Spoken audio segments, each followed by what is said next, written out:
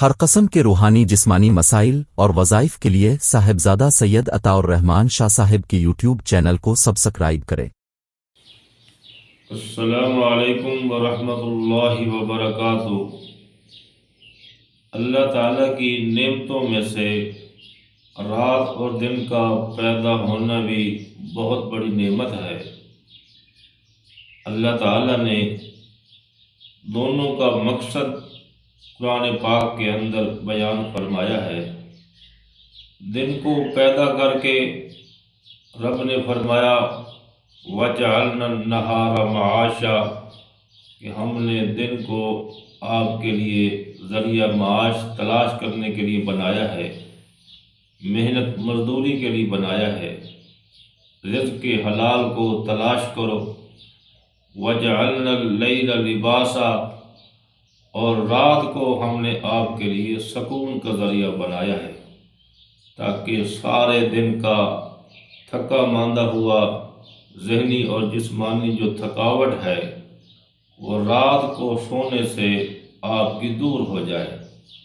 اللہ تعالیٰ نے رات کو سکون کے لیے بنایا ہے۔ رحمت دو عالم کا معمول بھی یہی تھا کہ آپ عشاء کی نماز کے بعد جلدی سو جایا کرتے تھے، اور اپنی امت کو بھی یہی تعلیم دی ہے کہ عشاء کے بعد جلدی سونے کی عادت بناؤ تاکہ تمہاری نیند بھی پوری ہو جائے اور نماز فجر بھی باجماعت تمہیں نصیب ہو جائے۔ کئی سارے احباب فون کر کے یا میسج کر کے یہ پوچھتے ہیں جی ہمیں رات کو نیند نہیں آتی، اور کئی احباب تو خواب آور نیند آور گولیاں کھا کر سوتے ہیں اس وجہ سے کہ ان کو نیند نہیں آتی۔ تو ان سب کی خدمت میں یہ وظیفہ ہے کہ آپ ایک تو عشاء کی نماز کے بعد جلدی سونے کی عادت بنائیں، اور دوسرا باوضو ہو کر سونا چاہیے۔ جب بھی آپ اپنے بستر پر بیٹھیں تو اس وقت باوضو ہونا چاہیے۔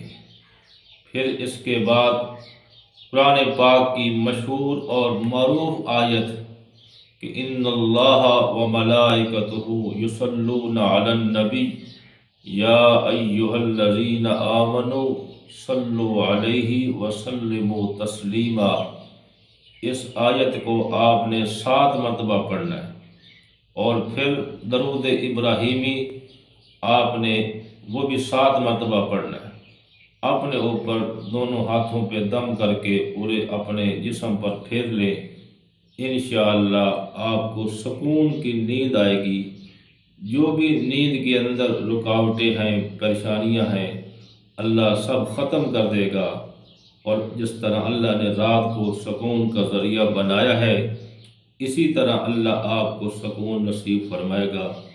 دعا ہے رب العالمین اللہ تعالیٰ تمام احباب کو خیریت اور عافیت نصیب فرمائے۔